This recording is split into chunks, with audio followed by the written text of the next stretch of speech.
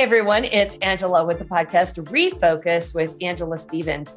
I am so delighted today to introduce you to our guest. He is somebody that you may have known in the past in a different role, but you're going to get to know him on a new role today. His name is Rick Elmore. He was with the University of Arizona as a NFL football player, but he's also the founder of Simply Noted, which is an amazing company. And I have to just say, I found this company in an article, was so interested, and I wrote Rick myself saying, I want to know more. So we're going to find out more about Simply Noted and what that is. So Rick, thank you so much for taking the time to talk with us today. Absolutely. I'm excited about this. Thanks for having me, Angela. You're sure welcome. So first of all, I know everybody's going to say, okay, all right, we want to know about his background as a football player. So this podcast is all about focusing. So as a football player, how do you focus when you're in a game and it's tied and it's, really an important game and there's a lot of stress, right? So how did you focus in those times? Because you've got a lot of noise around you as well. Mm-hmm. The world's a lot noisier, believe it or not, than it is when you're actually on the field or on the court. As an athlete, you're part of a team and you have a responsibility. And you practice that responsibility over and over and over weeks and months and years, for weeks and months and years. And when it comes down to it and you have to step up to the plate, or if it's 4th and 1 and you're putting your hand down in the dirt and you're in the trenches, you know your job. You become so good. You practice it so much, it becomes second nature. And you almost go, deaf to all the noise that's out there because you've practiced for what is coming up, versus in the outside world. As being an entrepreneur, you have so many distractions coming in, if it's phone calls or emails or, hiring or taxes or digital, social, whatever. There's just so many more distractions. But as an athlete, you've just become so used to training and practicing for those moments and doing your one responsibility. Actually, I feel like it was a lot easier to focus as an athlete versus being an entrepreneur. Interesting. One question I do have is, let's say you've lost the game, hopefully not many, but you've lost the game, right? You're going back and meeting with the coach. That's got to be one of the low points, right? And the reason I say that is because a lot of people will write to us and say, when I ask them questions about what they want us to ask our guests, they will say failure. How do they focus after failure? Do you have anything to share on just that as far as an athlete's view of when you've lost a game or you're being sent to another, team? What does that feel like? And how do you bounce back? A lot of athletes, they're very type A, black and white, win or lose. There's really no gray area. I think some of the most successful athletes have used failure as fuel. They don't allow it to slow them down. Failure is an opportunity to learn, where did we not do good in that last game or that last performance or last match? And the best athletes are able to look at what they didn't do good and learn from it. It's the athletes that get in their own head. They don't want to watch film. They don't want to be coached. They don't want to be criticized. Those are the ones that don't excel, or they reach a much lower ceiling. The best athletes, they want to be coached. They want to be coached hard. They want to see where they didn't do good, and they constantly want to improve. And if you don't fail, you can't improve because you're not trying new things. Yeah. You're constantly staying within your comfort zone. You're never going to know your full potential because you're not living outside that comfort zone. So I think failure is a very necessary part of the process of becoming successful and becoming your best self. But a lot of people get scared by it. They think failure is, an end game for them. They're not good enough. They're not worthy. And you got to flip the switch from failure is a good thing. Yeah, I completely agree. And so here you are, you've been in the football industry per se, and you've decided to make a change. Tell us what it was like about that change and what made you do it, and what was the transition of, okay, this is what I'm going to do next. Yeah. So once I got done, I was in the NFL for 3 years. I had a futures contract to join the Indianapolis Colts, but when it's your time to be done. My body was telling me it's done. It's over. I was one day, one bad snap, one bad rep from hurting myself. My body was just really broken down. Once you end your athletic career, especially after playing at a level like Division I or at the professional level, it's almost like a part of you dies because you were so focused on that one aspect or area of your life for so long, because it takes years. This is some things that people forget. It takes 15 years for somebody to make it to the NFL. So people get discouraged, when they're not successful in 2 or 3 years. Like, these athletes literally had to go through Pee Wee football, high school football, college football, and make it to the NFL. But when I got done, I knew something in me needed that competitive drive, that competitive outlet. And I got into medical device sales.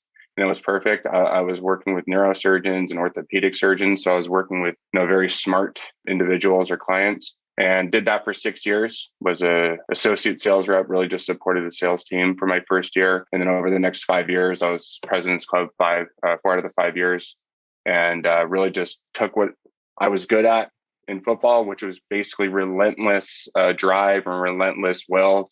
I highly competitive, wanted to be successful, wanted to learn, wanted to push forward, and took that from football and applied it into medical device sales. And I've always wanted to be an entrepreneur. My parents were small business owners. That gave them the flexibility and the freedom to be highly involved in our sports and our lives. And that's something I wanted to do. I just didn't know how to do it.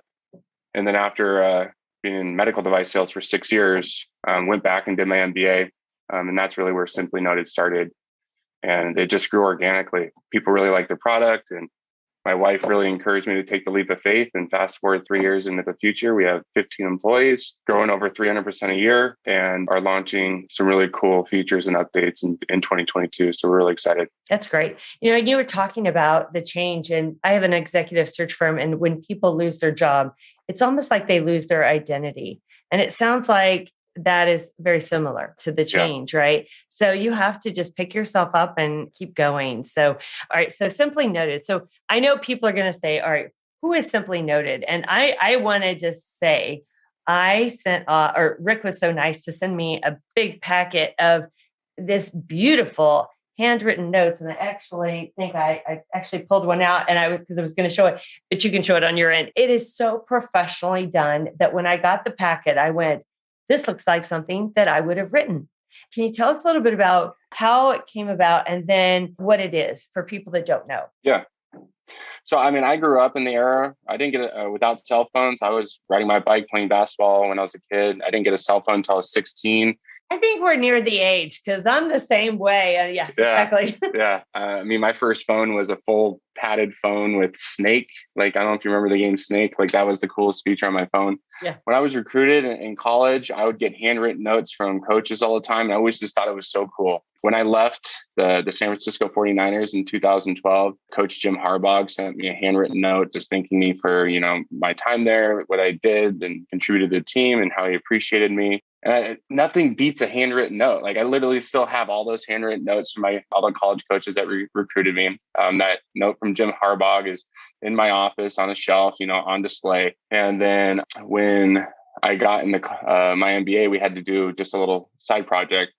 And I just thought it was such a great idea. And also, I was in sales at the time. 1 year, I did handwritten Christmas cards, and it took me like 2 weeks. And I had like 100 clients. And it took me 2 weeks. And I just thought there had to be a better way. So just started researching it, flew in some technologies from all over the world, China, South America, worked with some mail houses here in the US, and basically rigged something together to kind of get it to do what we wanted it to do. So basically a robot that holds a pen, that auto feeds a piece of paper, and writes a letter that looks like I did it. And I got to interrupt you on this, because I'm thinking a football player, right, goes to this. And I think you and I are siblings somewhere, because we both love greeting cards, and we love Hallmark. We love writing cards. And I just got a note back from a client of mine that I had written to. He had actually had surgery, and I wrote 2 notes, and I said, you can do this. And I was really encouraging. And then I wrote another business note. He sent me a picture with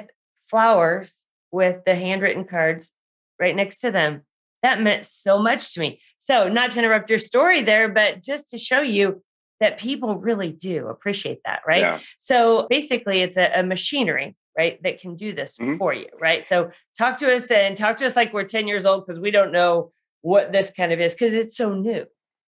Well, we started off with 3-axis plotters. So they're basically these little writing robots that you can find on eBay. And they do not work. They just don't do what we needed them to do. And then we started working with some auto pens, which basically what the president uses. Very old technology, like in the late 80s, has not been updated. It's not meant to do what we need it to do. And then we're about to release some new technology that's really going to be a game changer for us. A purposely built writing robot. 2 years of development, worked with 14 different engineering firms before we really kicked off the project. But yeah, I mean, the power of the handwritten note, it's everything's going digital now, and it's just getting worse by the day. Doctor appointments, right? They want you to sign up and do a virtual meeting before you even go into the office. Like they're trying to literally to go digital, the metaverse, internet 3.0. It's like everything's going digital. And there's still, at least in our generation, for the next 40 years, I really believe handwritten notes are going to be very impactful, especially as everybody goes to apps and phones and emails. That tangible, real pen written note is always going to stand out. The average person receives 2 to 3 handwritten notes a year versus and I'm not exaggerating. I get 200 emails a day. It's a nightmare. Yeah, it is an absolute nightmare. And that's not talking about Facebook, which we go on. Or LinkedIn. Yeah, exactly. Yeah. And I'm on LinkedIn all day, right? Yeah. So the handwritten note is going to make a comeback. I think, especially with what happened in the last year, as people are increasingly starting to separate because of COVID, businesses or individuals are looking for ways to still invest in their relationships and make an impactful gesture with them in some kind of way. And a handwritten note's a great way to do that. Absolutely. So it's interesting because, you and I grew up in the same era of, we didn't have our cell phones till later, right? And we wrote handwritten notes. And my mother, it's funny, I have a card, literally, you can't see it, but it sits on my desk, a card from my mother. And they're precious to me. I have huge boxes and my husband's always like, why do you keep all those? And I said, because when I'm having those bad days, I will go and I'll read them and it really builds me up. But talk to us about this new generation, right? Because I got to be honest, I've hired some younger people who have fantastic skill sets. Asking them to call someone on the phone has been a little bit challenging, right? But to write a handwritten note, is that foreign to the newer, younger generation? It's just everyone's been conditioned to go digital. Even when I sit down and try to write a handwritten note, it's challenging. You mess something up, you have to scribble it out. You want to restart. We're just unconditioned to write nowadays. Yeah. Even when I was going through college, I had a laptop and I put everything on my laptop. Yeah. We don't call anymore. We text, right? It's weird. But yeah, I understand what you're saying about, we're trying to hire, people constantly here, and we ask them to come in. It's a different generation. Mm-hmm. They don't want to sit down and work for 8 hours. They want to work for 2 hours and get paid for 8 hours. And they want things automated. Like, oh, shouldn't we just be blasting these people with emails or setting up something to do this? So these people come to us, and I'm like, you have to invest in the relationship, go to networking meetings, meet people, talk to people, build relationships. And that's just like, I'll comment on their Instagram post and just like, yeah. Wow. It's extremely challenging, especially when you're somebody who massively takes action to invest in relationships and go out and meet new people and know that that's the way that you can build a business, is through relationships and trust. That's how we've been able to do it. I'm constantly trying to go out and with our clients and build deeper relationships with them, because if they like you, they'll listen to you. But if they trust you, right, and that takes time, they'll do business with you. So, right. And let's talk about your products a little bit. So they are everything from literally handwritten cards. They're also business cards. So if you're a sales rep and let's say you've got 100 clients, right, but you don't have time to send those handwritten notes, this company is perfect for you. Take it from me. They are perfect for you. But tell us, how does that work? So do you have a website where somebody goes on and they put in their note?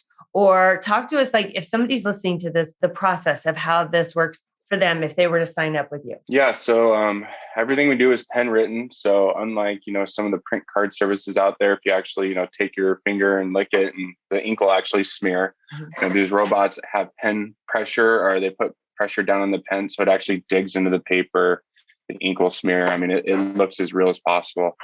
We've developed what we call infinity fonts. So It's not a normal like font where it's, one or two variations of every letter. We can program 100 A's, 100 B's, 100 C's, ligature styles. Ligatures are like, two T's look like together, two M's, a T and a H, different types of characteristics from your handwriting. And then kerning is just, a little bit of spacing variation amongst your writing as well. So it's a very much more complex process than it sounds. But anybody can go to simplynoted.com. We do have an e-commerce website. It is an important part of our business, but the businesses that we mostly work with are doing some type of integration or automation through our API or Zapier app, or, we're helping them, through some other means, through like a secure file transfer protocol, and allowing them to transfer data in a better way for them.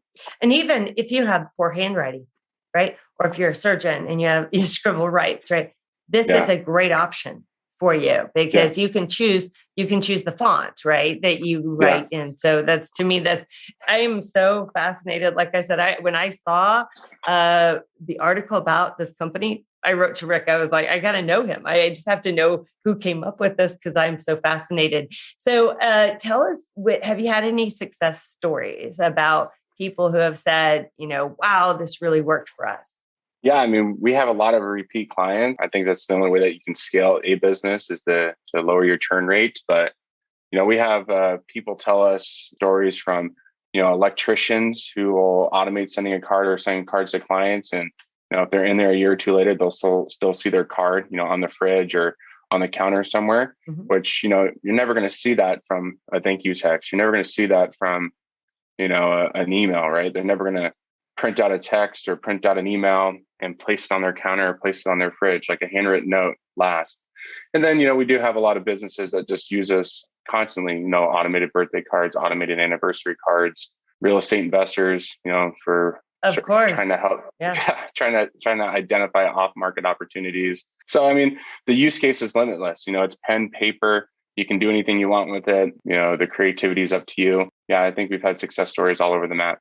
So if you haven't heard of Simply Noted, we will put a link on our website, but I would definitely encourage you to look at it, because I was impressed when I read about him and the company, and I was impressed when I saw the actual product. I literally took it around to each one of our staff members and said, look at this. This is really professional. So that's my biggest compliment to you, because I've seen companies like this before, and it's pretty general, and this is so personal. So I love that. So let's talk about you a little bit on your day-to-day focus. So you've got to have those days, right, where you come in to work and you're not there. You're not there. It's one of those days. How do you pull yourself together? Yeah. So I think when I was an athlete, it was a lot easier because everything was so structured. 7 to 9 was class, 9:30 to noon was weights, from 1 to whatever was film. It was really structured and really easy to stay focused because you knew what you had to do at certain times. As an entrepreneur, at least for the last 3 years, I've really used the same things that made me successful as an athlete, which is just, a relentless will and unstoppable desire to grow and be successful. I do have a 2 and a 4-year-old, and I have other responsibilities now, and I'm not getting as much sleep as I was 5 years ago. And you're busy. Yeah. Well, yeah, you can't run at 110 miles an hour, pedal to the metal 100% of the time. It just starts affecting you. Yeah. And what I started to do now is really just cut out all distractions, regardless if I'm going to miss a text or miss a call. I wear Garmin's and Whoops, and I get, notifications all the time. So I'll shut my phone off if I got to get through a bunch of emails, if I need to get a proposal out, or if I'm trying to put together like a UAT report for our developers. You just have to. The more successful you become, the more you grow within what you're doing. More distractions are going to come. You're going to build a team. People are going to come to you. More customers are going to call you. So, the longer you're doing something, the harder it's going to become. But you just got to develop that discipline to shut things out. Yeah. And one way for me to do that is just to shut off anything that's going to distract me. So put my Outlook on offline and put my phone on do not disturb and just knock things out is one way that I can do that. It's so true. You may not know this. This is a question I'm throwing at you, but to be focused, what's one of your favorite apps that you use? So I'm a very intense individual, even though it may not seem like this. I'm very on the go. I think we're twins, actually, the more I think about this. Yeah. Yeah. If you were by me, you'd be like, man, this guy is just relentless. I need to go. I need to move. I need to do something. I've really become more aware of how my body feels and how my head is feeling. So I'm trying to do a lot more meditation, trying to become more, let's say, enlightened about my bodily feeling, because I've ignored it for so long. I've pushed through everything. As you get older, you just can't do that. So I mean, there's breathing apps that I use. There's meditation apps that I use. Right. So, okay. So, all right. So I've got one for you. So I've said it before. One of my favorite apps is CardStar. It's CARDSTAR. Have you ever heard of it? It's not, no. Okay. So what it does, it stores all of your loyalty numbers. So it's not your credit cards, but like your American Airlines number or your Staples number. And what it does is you literally pull it up and you can touch it. It copies it. It's your barcode number, and you can use it at the store. It's amazing. So I always give them a shout out because I think they're awesome. Nice. So Nice. And then talk to us about you personally. Who is the one that encouraged you to do this business? Was that your wife? Yes. Okay. Yeah. Awesome. 100%. I'm a very risk adverse person by nature. My investing is very risk adverse. I'm not my wife is a lot more risk, so we have two different investing portfolios just in case, but mine's, very medium, moderate. I don't care if I just match the market. I'm not trying to beat the market. And then she's like, she doesn't care. She's like, let's try it. Let's see whatever. Yeah. And there's reasons why I'm like that. But I've been an athlete. I've been coached. I've had an agenda my whole life. Yeah. And even when I was in medical device sales, I had a job. I knew what I had to do every day. And the hardest thing about being an entrepreneur is waking up and being self-reliant. Mm-hmm. You don't know what you have to do every day. And I think that's a hard thing for people, is to get up and learn how to be productive and be successful without the, big brother over you telling you what to do. Right. Are you a list maker, by the way? No, I'm not, to be honest. I've tried everything. Like literally, I'm always about trying to learn new techniques, learn growth. There are times like when you're feeling overwhelmed where you just got to get it out of your head, get it onto a piece of paper, start with the smallest thing, knock it out, build up some momentum, feel good about it. But what I'm doing now, it just can't be done in a day. It can't be done in an hour. We're building robots. We're doing industrial automation. We're trying to hire. I'm developing, sales guides. Like that takes weeks, months, and years. Mm-hmm. So actually making a list is a lot more daunting for me, because if I can't get it off the list, I feel like I'm not getting anything done. Yeah. Maybe 3 years ago when I was getting started, set up a business bank account or get our website domain bought, those things you can do in an hour. Yeah. No, right? But now what we're doing is taking months and years. So exactly. Yeah. So another question, who inspires you? My drive, my why, what I do is my family, 100%. When I was younger, I think a lot of people have a lot more external, I want to be successful. I want to prove people wrong. When you have kids, it just changes everything. Like none of that matters anymore. Right. My major goal is to have the flexibility and freedom that my parents did. So when my kids start playing sports, I want to be at everything. Yeah. And I think we're going to be able to do that. Simply Noted. There's a couple of reasons why I'm doing Simply Noted. First, I'm absolutely passionate and love the product. I think, what we do is really cool and it's exciting and it's fun. But also by my 2 or 3 more years, we'll be in a position to where if I need to take a 3 or 4 day weekend, I'm going to be able to do it. And corporate America would never allow you to do that. They eventually fire you. Yeah. Yeah. So true. And the word, when you said Simply Noted, a lot of people have said that, right? So where'd the name come from? I still have all the old original notes when I was like sitting in class, like writing down like all my thoughts for this business. And to be honest, I don't even remember. If I could go back 3 years, I would probably, name this something that's a lot more SEO friendly. Yeah. Something that people are searching for, but I had no clue, it's a great name. What I was doing. I love it. I love it. I think it's a good name, but just something that, people are searching for. Like nobody was searching for Simply Noted. Like literally it was like 0 to 10 like searches a month.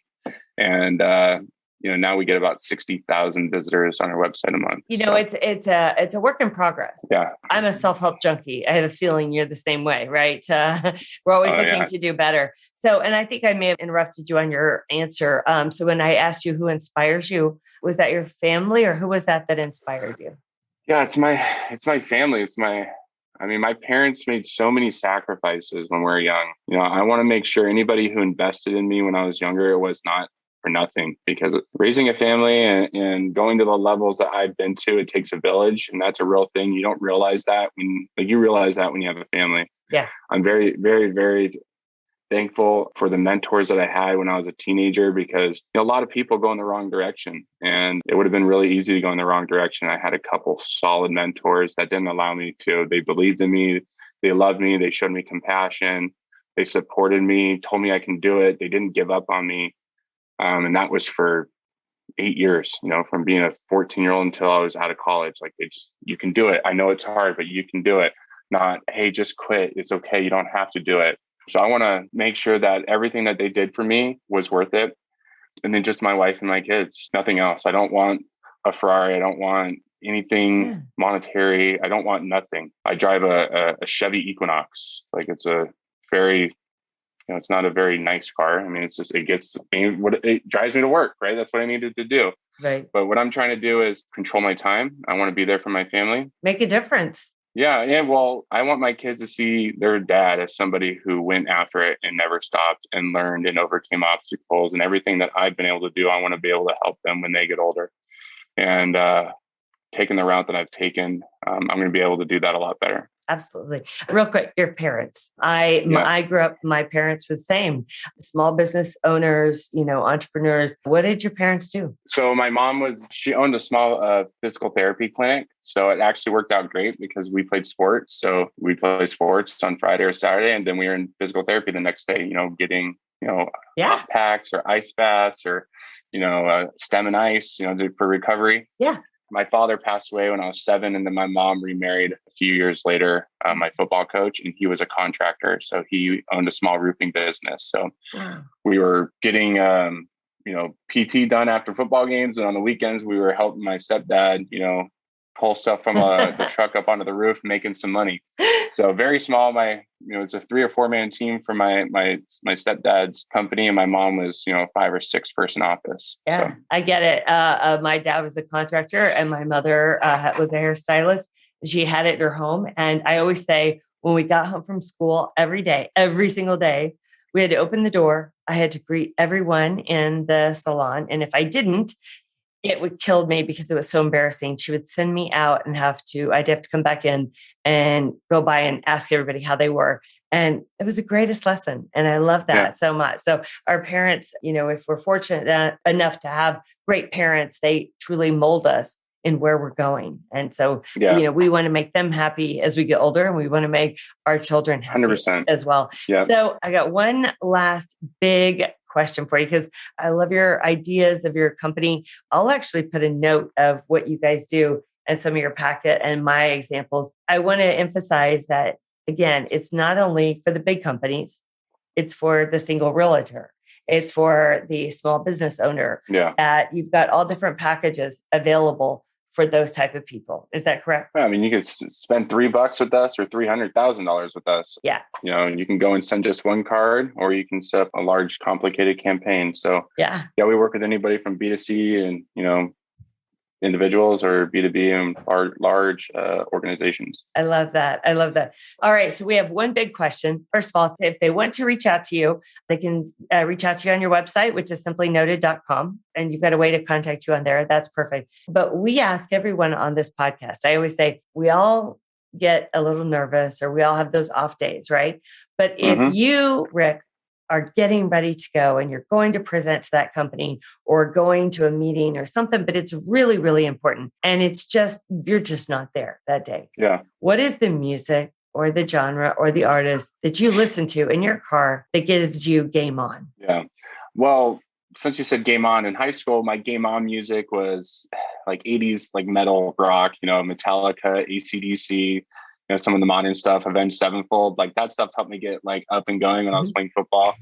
But to be honest, when I'm going to a meeting or something very intense is going on, I want something a lot more soothing. And, I'm doing like classical music. I'm not like, I'll like, hey, Alexa, play classical music, and they'll just play like symphonies or something like string quartets or just pure music. Yeah. I just need something calming, something that allows, me just to really think about what I'm doing versus, screaming. Yeah. Yeah. And then when I'm calming down on the weekend, I'm more of like a country guy. So I'm like all over the board. I love that. Country. All right. Who do you like? I'm just curious. Kenny Chesney. I don't know if you've ever been to a concert. But God, we were so alive. I was a kid on a car.